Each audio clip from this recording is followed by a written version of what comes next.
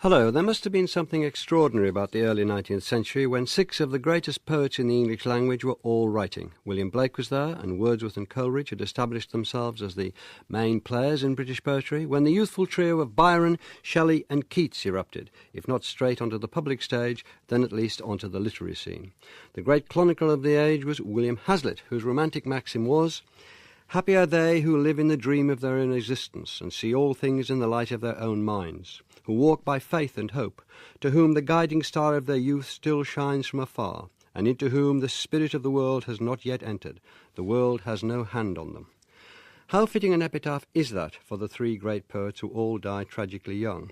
What were the ideals that drove them, and how did their unconventional lifestyles infect the poetry they left behind? With me to discuss the later romantics are Jonathan Bate, Professor of English Literature at the University of Warwick, Jennifer Wallace, Director of Studies in English at Peterhouse College, Cambridge, and Robert Woof, Director of the Wordsworth Trust in Grasmere, currently housing an exhibition on Hazlitt. Jonathan Bate, can you set the scene for us? Describe the era in which this second wave of romantic poets are writing.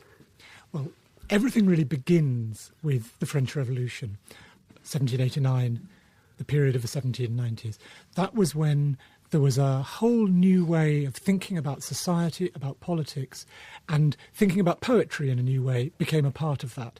And the poetic revolution of Wordsworth and Coleridge was what really drove that new thinking as far as people were concerned in Britain. By the time you get towards the end of the Napoleonic Wars, things are changing. So you remember, after the Revolution, England and France are at war. By the time you get to 1812, 1815, the war with France is coming to an end. The poetic revolution of Wordsworth and Coleridge has begun to stall. I'm sure we'll want to talk about that later. And then onto the scene come these new figures. First of all, Lord Byron publishes this poem, Childe Harold's Pilgrimage, in 1812, and he says, "I woke and found myself famous." Then soon after that, Keats and Shelley start writing, and their sort of period of most intense writing is in the immediate aftermath of the Battle of Waterloo in 1815. And one of the things that's kind of driving them forward is a feeling that Wordsworth and Coleridge, the so-called, what we now call the first generation romantics, had somehow gone astray, and that something new was needed. So they were children of the Revolution, and also, to a certain extent, if one uses children of Wordsworth and Coleridge. Can you just develop that a little more? Well, that's right. They're all born in the early 1790s. So that's the big difference from Wordsworth and Coleridge, who were born, the previous generation, born under the old regime. There's almost a classic generation difference in age, isn't there? Absolutely, yeah. That's right.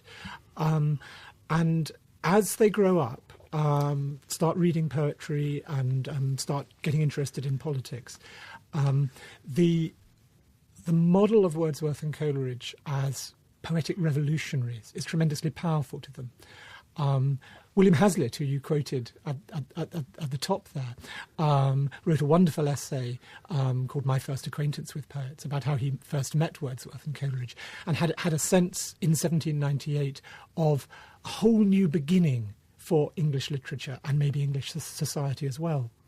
So when you then get to the Regency period, the 1810s, where Wordsworth has got a job as a tax collector, Coleridge is writing editorials for right-wing newspapers, and the other late poet, Robert Southey, has become poet laureate, writing sycophantic poets about the King and the Prince of Wales. For these younger poets, this was a terrible sellout. Hazlitt never really recovered from it. And so what the younger poets wanted to do was find a kind of fresh way forward. You talk about the Regency, before I move on. This after let's say the Battle of Waterloo, 1815. We all know we are there. What were the pressures that young writers would be under? Would they be under particular pressures? Society was repressive. Well, you tell us about that. What effect did it have on these younger poets? Yeah, it's a very interesting period, the Regency, because on the one hand, it is a time of great sort of sexual indulgence in high society in particular.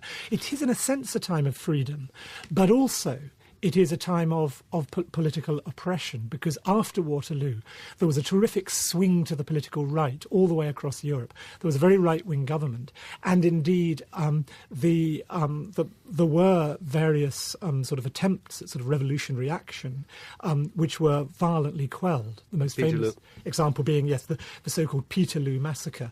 You remember in St. Peter's Fields in Manchester, 1819, there was a big demonstration, and the militia rode into the crowd, and there were casualties. And Peterloo, for Shelley in particular, became an absolute symbol of the violence of the repressive regime at home. Robert Wood, can we develop the idea of how the ideals of these young poets were nurtured? Let's take Shelley to begin with. Jonathan's mentioned Shelley writing about the Peterloo Massacre, and he seemed in many cases to be a propagandist, a radical first and a poet second. Yeah, I think there is in Shelley this... there is a history where he begins really almost like a pamphleteer. If you read Queen Mab, which some people think is the sort of red Shelley, and that's what's exciting. I mean, the most exciting thing there are the footnotes. It's not poetry.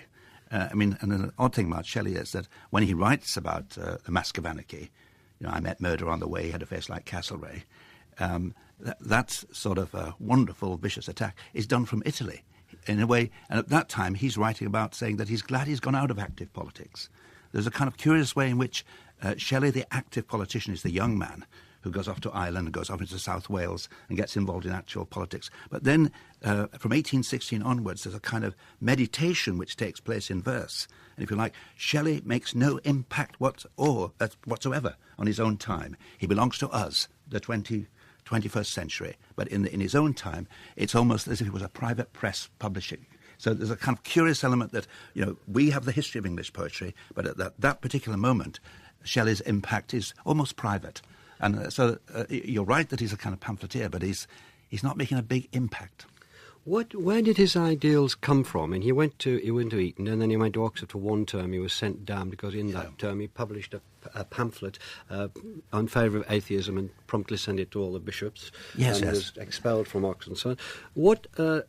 What nurtured his radicalism? Well, clearly, Wordsworth and Coleridge both have been interested in William Godwin, who was the rationalist with a little Platonic touch to his idealism. The idea of progress really matters from Hazlitt to Wordsworth and Coleridge, and Shelley takes it up most passionately. And the idea that there is perhaps going to be perfectibility in man is really a passionate concern. And in a kind of way, if you do active politics, you think you're going to get it now. But in a kind of way, it then transfers, how to said, he was very well taught in Greek at Eton. I mean, not many people were taught so well as he was in Greek. He was one of the most bookish of writers. And so, if you like, in this retirement of Italy, there was something curiously appropriate that he could be, I think, as Wordsworth said, the most gifted of all the poets. I didn't mean he was the best. He was the most gifted of all the poets. And he could actually then do what poets should do best, which is actually to write, if you like, through images, to write through a language which is actually has its own rules, has its own music, and if you start going through his treatments of, and there's people around the table who could tell me more about Platonism than I can, the idea that, for instance, if you do Adonais, which is about the death of Keats, you have it that for one moment that this world has lost Keats, and then suddenly he turns it round, peace, peace, he is not dead, it's we who are dead. And that kind of concept of suddenly flipping things over is really, it seems to me, thinking as a poet. That's why, in a kind of way, though we're sticking them in that time, they're also kind of stay outside that time as well. They gathered, Shelley and Keats and Fewers gathered around Leigh Hunt, a poet and publisher in London. Was there a sense in which the London school was opposing itself to, let's call it, the Cumbrian school? Well, there are links and there are kind of oppositions, but I mean, if you think that Leigh Hunt represented, if you like, the radical cause, particularly because he'd been imprisoned. He was imprisoned for libeling the Prince Regent in 1812. Leigh Hunt was, the editor of the Examiner, which was a radical newspaper, and it had it was taking on the government and taking that. So that, but a person like who was a friend of several of them, Haydn, says how much he loved Leigh Hunt because he'd paid for him doing some of his paintings, and then he gets to loathe him because he says he represents the person who took up Voltaire, who took up atheism. And so Haydn has this wonderful account of meeting Shelley, and Shelley just says, "As for that detestable religion, Christianity." And then you suddenly realise that atheistical concern means that when Haydn does his Christ's entry into Jerusalem, he paints in Wordsworth, bowing his head in reverence. He paints in Voltaire, and Voltaire is looking arrogantly ahead. And he does not put in Leigh Hunt, who was his old friend, who you might have expected to be there. And then Haydn says, and Keats, who was affected by Leigh Hunt, and really became atheistical through him, would stand in front of the picture, which was life-size, and bow his head to Voltaire, just like Wordsworth bowed his head to Christ. And in a way, Haydn was willing to permit Keats that transgression, but at the same time, it was also the source of the opposition between on a religious sort of basis as well as the politics. Jennifer Wallace, can you tell us why they were so attracted to antiquity, particularly Greece, these poets? We've heard that Shelley was a great Greek scholar, but we know Keats was attracted, and of course Byron died in Greece. Yes. Well, I think they were partly interested in Greece because of the intrinsic qualities, as they saw it, of ancient Greek culture, particularly Greek democracy, Athenian democracy, became for them an inspiration for their campaign for the political reform in Britain at the time. There was a kind of model for democracy. They were interested in Greek mythology because it represented for them a kind of paganism, free love, another model of a kind of alternative to Christianity that Robert's been talking about. But I think they were also interested in antiquity because it represented for them a complete change from the sort of subject matter that the first generation romantics talked about. So whereas Wordsworth and Coleridge were writing about the Lake District and Britain and shepherds and people who were living in contemporary times, they were looking for an alternative subject that would demarcate their difference from the first generation romantics, and so they looked to antiquity. I think also they were interested in Greece because as a whole they were all more cosmopolitan as writers than the first generation romantics. So the first generation romantics were thinking about Britishness. They started to think about the Orient, Europe, broad European traditions of literature, and so looking towards classical subject matter was all part of that.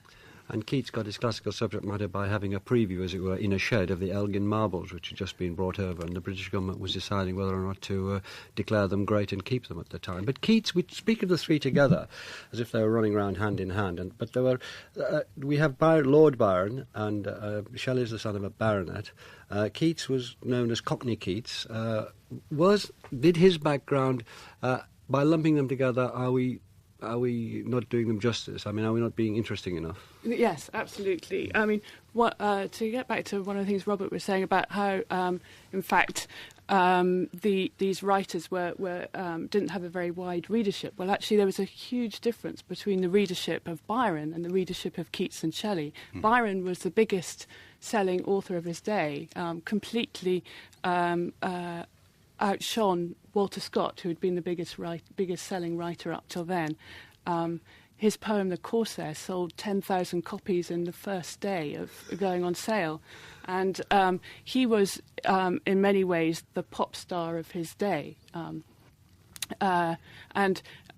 Keats, as he was growing up, actually modelled himself on Byron. Somebody described him as, when he was a student, going around with an open shirt, no necktie, a la Byron, copying the way that Byron dressed. So there was this big difference between Byron and Shelley and Keats. But Byron and Shelley were all, as you say, they came from a different class. They were aristocrats. They both went to, Shelley went to Oxford, Byron went to Cambridge, although they didn't last. Neither of them lasted the full 3 years of their degree there. Keats left school at 15 and was apprenticed to an apothecary, and then 2 years later went on to train as a surgeon at Guy's Hospital. And this was seen as not an established profession. And when Keats's poems were reviewed terribly harshly in the contemporary magazines, John Gibson Lockhart completely attacked Keats for being in the wrong class, not being the sort of person who should write about ancient Greek subject matter. And he said, go back to the pills and plasters of the apothecaries, Mr. Keats. It's better to be a starved apothecary than a starved poet. Can we differentiate a little more, though, Jonathan, between the three of them before we move on? Jennifer started that. Can we just pull the three apart a little? Yes, I think it's very important to remember this categorisation we have, the Romantics or the Young Romantics, that those terms weren't used at the time. These are later terms that come really from 20th century literary history. But the terms that were used at the time, for the group associated with the editor, poet and publisher Leigh Hunt, in which Hazlitt, the essayist, participated, and Keats, in many ways, was the leading poet. They were known as the Cockney School, which is obviously a condescending term from sort of well-to-do, well-established literary reviewers, but a real sort of class kind of political antagonism in that label. Byron and Shelley were associated with the so-called Satanic School. They were the Satanic School. And again, that's a term of condemnation obviously bound up with the atheism, the questioning of traditional religion. So in that respect, you have sort of Byron and Shelley in one group and Keats in another. But in terms of their poetic styles, there are in fact all sorts of overlaps, not least because all three of them use these very elaborate forms of poetic language, very rich poetic language, full of metaphor and also full of classical allusion. So you can sort of see the similarities retrospectively in terms of literary history, literary style. But at the time, they were rather two different groups. Robert Wood, can you tell us why you think that Byron caused such a sensation when Childe Harold came out in 1812? Can we just go into that a bit more? Well, I think that he, in a way, he was using quite a difficult stanza. I mean, it was the traditional Spenserian stanza, which he picked up, he says, from Beattie, the Scottish poet. And so, in a way, he said it was going to be full of humour and so on. The thing about Childe Harold is that it's not very humorous, actually. That, he's almost using a style that won't allow him to be what he was really naturally good at, and Don Juan allows him to get that full force out. But what Childe Harold does is able to give you that sort of sense of travelogue, give you that sense of slight melancholy. He's really good at bringing ego into it, so that you always feel that this is a chap who's rather interesting and rather mysterious. When if he does it in Childe Harold, he will do it just next in the romances, where the characters are all mysterious, rather just with Gothic secrets and so on, and they're almost like forces of the appetites. They don't act just like human beings; they act darkly and savagely, and with everything laid out, more or less for a psychiatrist to do. I mean, what the Gothic is good at is actually analysing before Freud got there. You can go into these forbidden subjects. He can make everything that seems a bit ordinary about a travelogue seem extraordinary by having this sense of mystery about it. I mean, I would the first two parts of Childe Harold were all available. Byron can make you understand him at once. Shelley will not make you understand him all at once. So in a kind of way that he didn't sell at that time makes sort of sense that he wasn't actually easy to understand. Was the fact that he was Lord, the fact that he was so aristocratic, did that have a pull for the audience? Were they very pleased that he was an aristocrat? Did that take them to his books? Well, I presume it was a good thing for sales, but it was actually that he had a capacity to be popular. And it seems to me that he does those things, and he's extraordinarily rapid in the way that he can get out one thing after the other. I mean, but really, if you want really Byron to become interesting, for me, it isn't the first two books of Childe Harold. It is really when you get to the third one, because then you've got the separation crisis, where he's separated from his wife, who is only married for a year. I mean, during that time, he has a brief period where he's actually saying, people, visitors from America. Actually, I really rather like Wordsworth and Coleridge now. I wish I'd never done English Bards and Scotch Reviewers, which, of course, he'd never really read them. He read the Edinburgh Review and took that very condescending tone that the Edinburgh Review had. So what he manages to do in Childe Harold 3 is to say, I hate my wife. She's stolen my daughter, and I can't tell you how much I loathe her. Which is, that's the ego, the scandal out in the front, and then he gives the great, if you like, lament for the Battle of Waterloo. This wonderful account of the Battle of Waterloo, where you're suddenly aware of. It's like a Hollywood film, where they're all young and dancing, and then the next thing they're all dead. But it's a very adequate account in popular tones. Jennifer, in Don Juan, the emphasis there obviously is on sexual love, but he takes the Don Juan idea and does a somersault with it, doesn't he? Really? Yes. Can you tell us what that says about Byron and sex? Because that obviously interested his readership greatly, about himself and about his work. Yes. Well, the joke in Don Juan is it's based on the myth of Don Giovanni, but instead of the great seducer of the traditional tale, this is a hero who, in fact, finds himself seduced by one woman after another and really enjoys it. So he's this rather passive man rather than the active rake that we're used to. The interesting thing about Don Juan is that in that poem, Byron basically deconstructed the earlier poem of Childe Harold. Childe Harold was the poem which actually made women throw themselves at him. Masses of women were falling in love with him because they confused Byron with the hero that he had created in this earlier poem, Childe Harold. I think the key thing of why it was such an impact in 1812 wasn't just the stanza form or whatever. It was this image of a romantic hero who was mysterious, gloomy, brooding, handsome, and it was that kind of image that people fell in love with. And this gloomy, reflecting hero of Childe Harold suddenly becomes the hero of Don Juan, who has no kind of inner life or sense of memory at all. In that poem, he spends the first part of one canto weeping over the love letter that he's received from one of the women who has seduced him.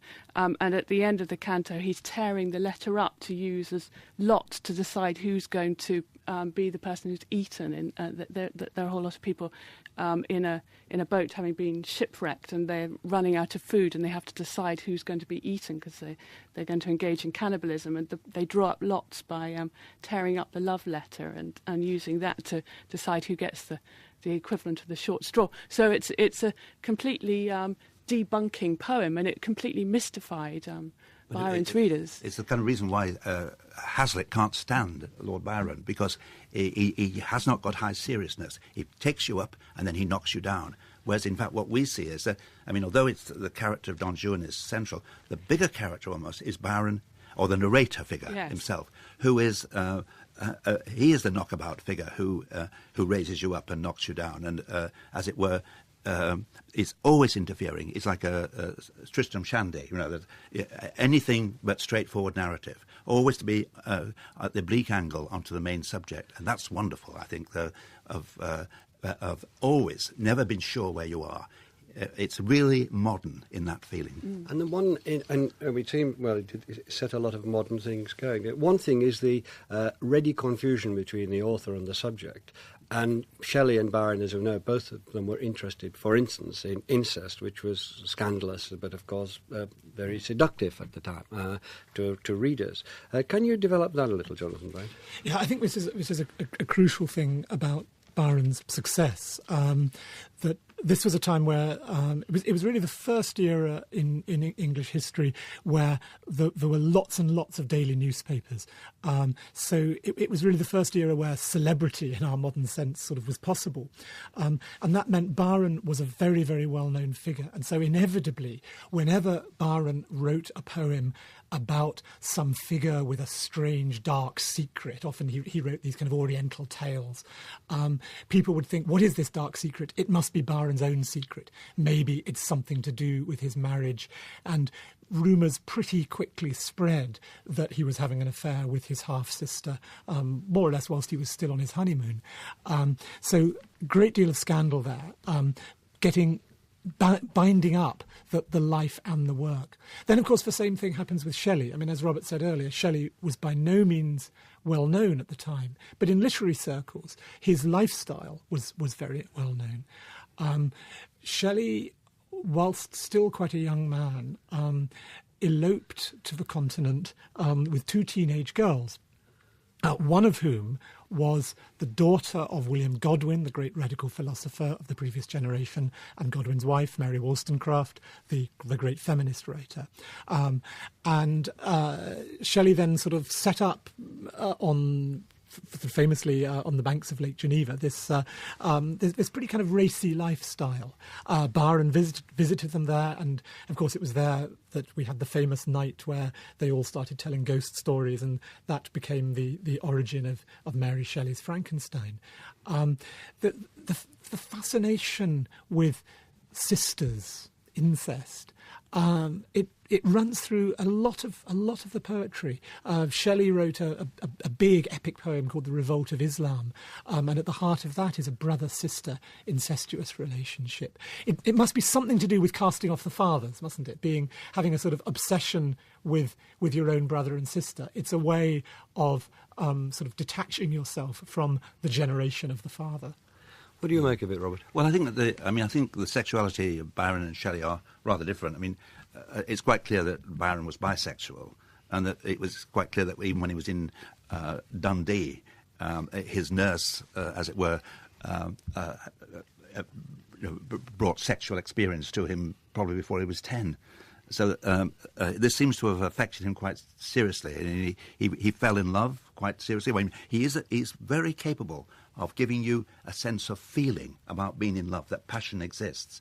I think his own sexuality runs through it.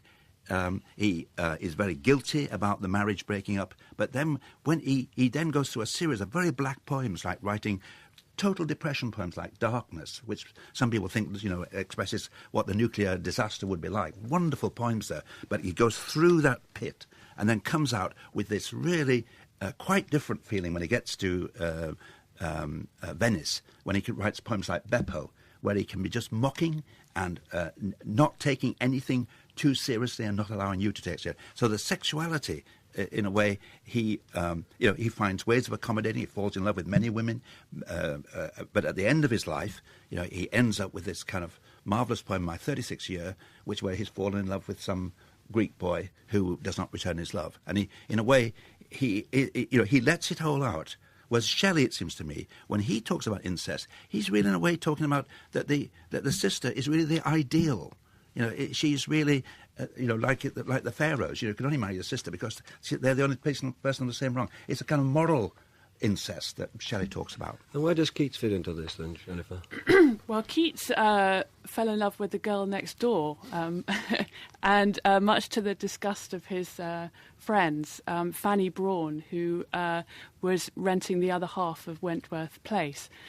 Keats was always, he died when he was 25, so he was always in some ways an adolescent, one could say, and he was always very nervous in the presence, as he said, of blue stockings, of intelligent women. He would find himself stammering, and so he I think he found the girl next door the easiest person to get on with. But he believed that Fanny Brawn's refusal to allow him to consummate their love just when he knew that he was dying probably exacerbated the onset of his consumption. There's a description of him going for a walk with Leigh Hunt in Hampstead and sitting on a bench in Well Walk and telling Leigh Hunt that his heart was breaking because Fanny Brawn wouldn't comply with his wishes. And then he left for Italy when he was told he wouldn't survive another winter in Britain because he was dying of TB. And Fanny Brawn's letters arrived at his house in Rome where he was dying, and he couldn't face opening them because the emotional torment would be too great for him in his condition. So when he was finally buried, Fanny Brawn's letters were left in their unsealed envelopes on on his heart. John, we've talked a little bit about sex and just touched on radicalism. Was sex the attitude of sex, would you say one of the central notions central to these later romantics, or have we over exaggerated it so far in this discussion? I think we are in danger of over exaggerating it. I mean, one of the things that interests me, sort of going back to this question of the difference between the Lake poets of the earlier generation and this group, is the point you made a lot earlier about them as London poets, and just sort of picking up on Jenny's image there of Keats in Hampstead falling in love with the girl next door in Wentworth Place, walking on Hampstead Heath.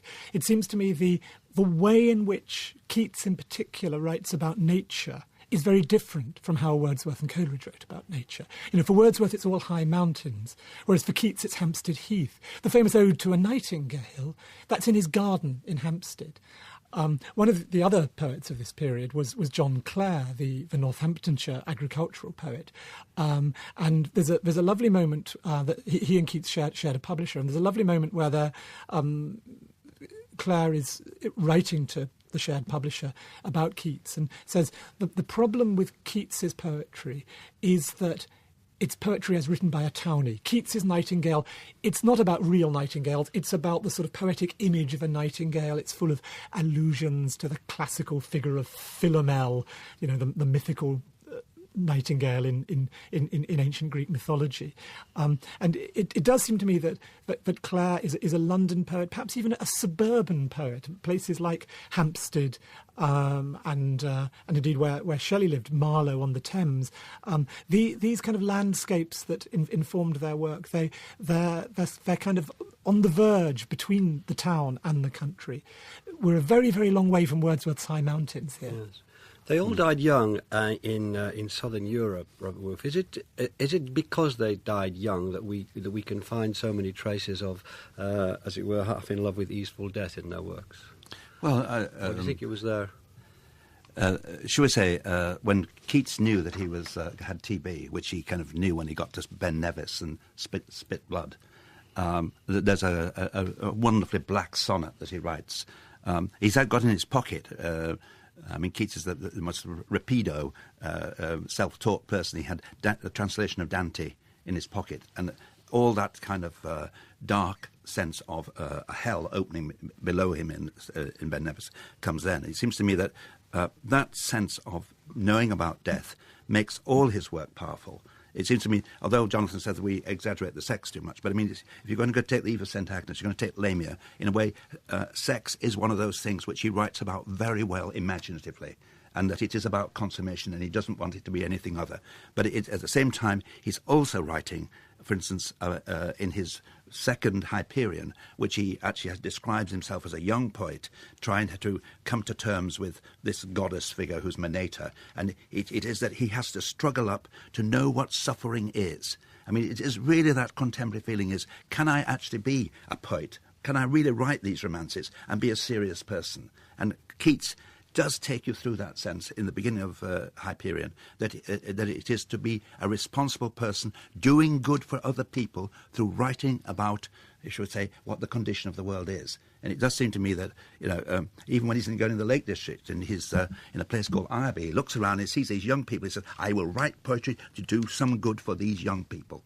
And it does seem to me that that's a real moral force, which is made all the stronger because he knows that he's only got so long. Those last poems are just terrific. And although it isn't the Nightingale of John Clare, it is a Nightingale which, you know, the great sonneteer of Keats, he was the fastest sonnet writer there was. He could do it in about 2 minutes.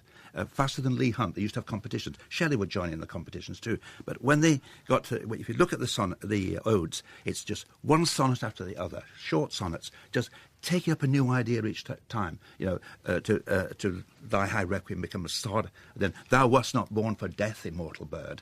In other words, if they're talking about death, they're also talking about triumphing over death. Do you find that... Sorry, Jennifer. I think that the crucial difference, or why they talk about sex and death so much, the younger romantics, is basically, as with the first generation romantics, they're all interested in the imagination, but they describe the process of the imagination and how it works in different ways. So the first generation particularly Wordsworth, thinks about imagination in terms of memory. It's all about thinking about the memory of past joys which have now been lost. It's that kind of rather elegiac sense of the way the imagination works, a kind of mature, much more mature way in some ways of writing, whereas particularly Shelley and Keats think of the imagination as being instantaneous in its and absolute in its subject matter, in its process, or it doesn't come at all. It has to be something which it is an all or nothing experience, and so the ways in which they describe it, the kind of metaphors they describe for that complete immersion in the world of the imagination, tend to be either sexual climax or death, and sometimes the two come simultaneously. So the end of Shelley's poem Epipsychidion, where he imagines uniting with the ideal woman, Amelia, is actually a moment of both sexual climax and death and complete imaginative creativity. He finishes with the lines, one immortality and one annihilation, a kind of simultaneous of death and sex. Yeah. When Shelley and Byron went to southern Europe, Italy and Greece, are they rejecting this country, as it were, or did they feel that this country was rejecting them, Jonathan? I think they felt this country was rejecting them. Was it? Well, in a sense, but I mean, Byron, in a sense, did have to leave because of a scandal surrounding his marriage. But I think this business about Southern Europe is really interesting. And in a way, it helps us with our distinction between the two generations of the Romantics. Because if we think back to the older Romantics, one of the driving forces for their originality was the discovery of German philosophy, Coleridge's theory of the imagination and all that. It all comes from Germanic, Northern European philosophy. Whereas these younger Romantics, from a very early stage, they're constantly looking to the Mediterranean, they're looking to the history of the South. The memory of ancient Greece as a kind of model of democracy is part of that. And I think the weather is really important as well for them. You know, they are poets who enjoy and in some senses require warm weather. I mean, think of, Keats in the Odes talking about dance and Provençal song. A beaker full of the warm south. A beaker full of the warm south, exactly.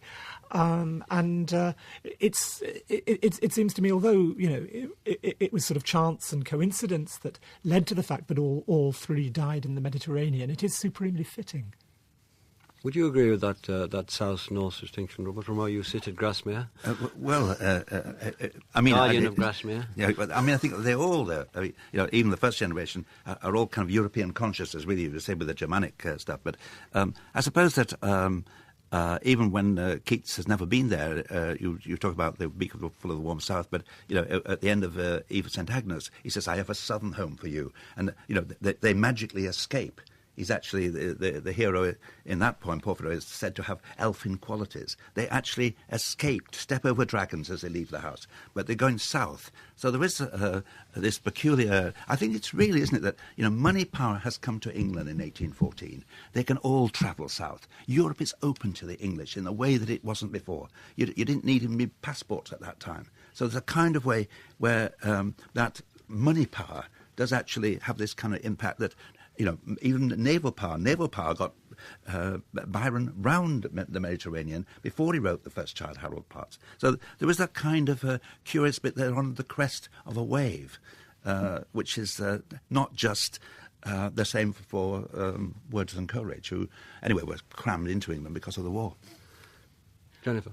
Byron, of course, died in Greece in the Greek War of Independence, which started in 1821 at the very end of the period we're talking about. He died in 1824 on the 19th of April, which is 4 days' time is his 180th anniversary of his death.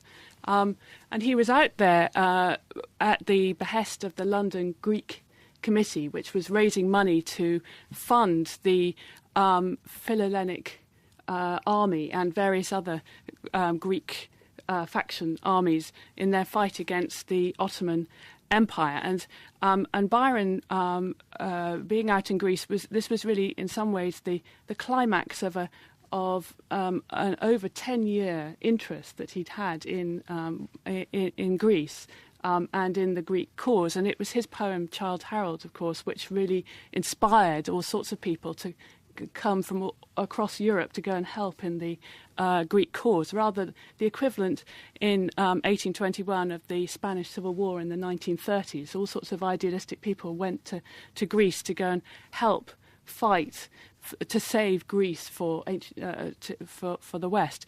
And Byron died there of fever in Messalongi and excessive leeching to try and get rid of the fever. So in some ways there was the reason that he died in Greece, there was a sort of intellectual reason. It was all part of his poetic oeuvre.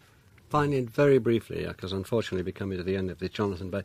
Hazlitt sat in cruel judgment over Coleridge. What did he make, very briefly, of these three poets? He was very fond of Keats. He didn't quite know what to make of Shelley. Byron, though, was the most interesting one. He wrote in his Spirit of the Age, his collection of pen portraits of the great figures of the age, he wrote a tremendous attack on Byron.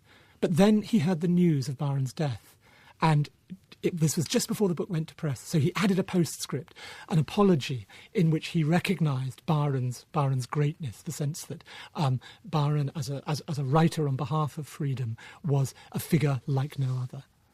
Robert, do you want to add to that? Well, it's kind of curious that when Hazlitt finishes, the one person, the only one poet he can rescue in the Spirit of the Age is actually Wordsworth, who is abused for 8 years before that. And the odd thing is that even he never really had the Wordsworth that we have, because he never had the Prelude, which is really the great work. So there's an awful lot of postponed works from these romantics, which we know about, and they didn't. Jennifer? Well, Hazlitt, I think, probably resented Shelley and Byron because, again, he was of a different class and talked about Byron being an aristocrat of his imagination and Shelley having a fever in his blood and a maggot in his brain. But as I say, I think it was probably a sort of resentment on his part. Well, thank you all very much. Thanks to Jonathan Bate, Jennifer Wallace and Robert Woof. Next week we'll be talking about hysteria. Thank you very much for listening.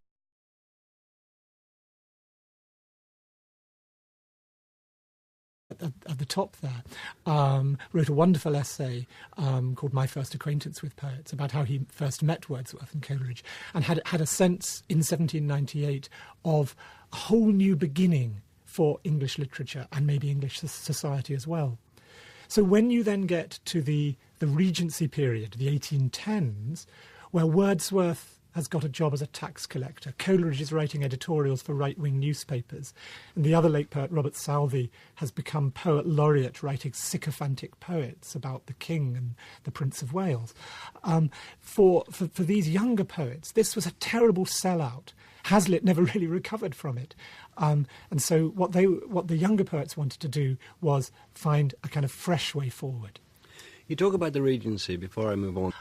By the time you get towards the end of the Napoleonic Wars, things are changing. So you remember, after the Revolution, England and France are at war. By the time you get to 1812, 1815, the war with France is coming to an end.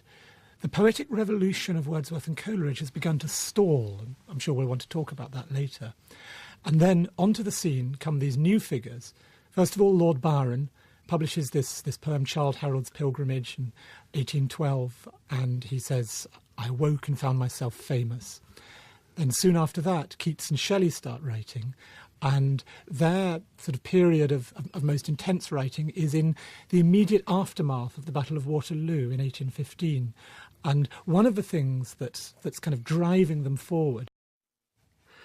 Hello, there must have been something extraordinary about the early 19th century when 6 of the greatest poets in the English language were all writing. William Blake was there, and Wordsworth and Coleridge had established themselves as the main players in British poetry, when the youthful trio of Byron, Shelley and Keats erupted, if not straight onto the public stage, then at least onto the literary scene.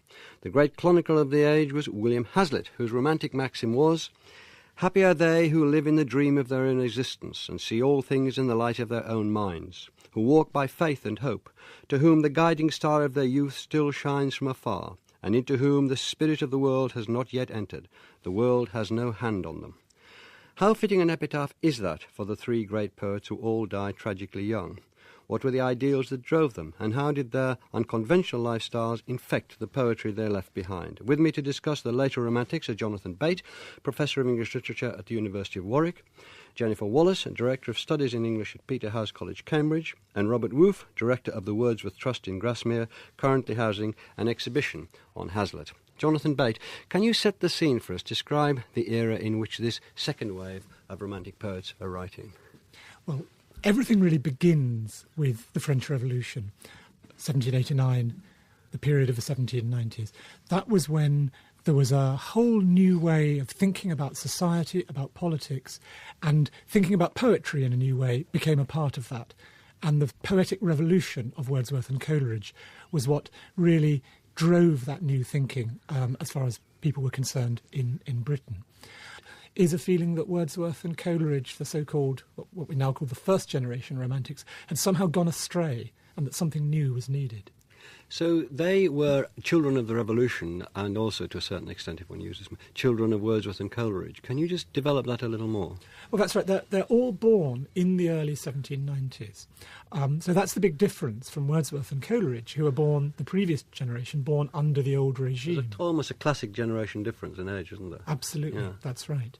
And as they grow up, start reading poetry and start getting interested in politics, the model of Wordsworth and Coleridge as poetic revolutionaries is tremendously powerful to them.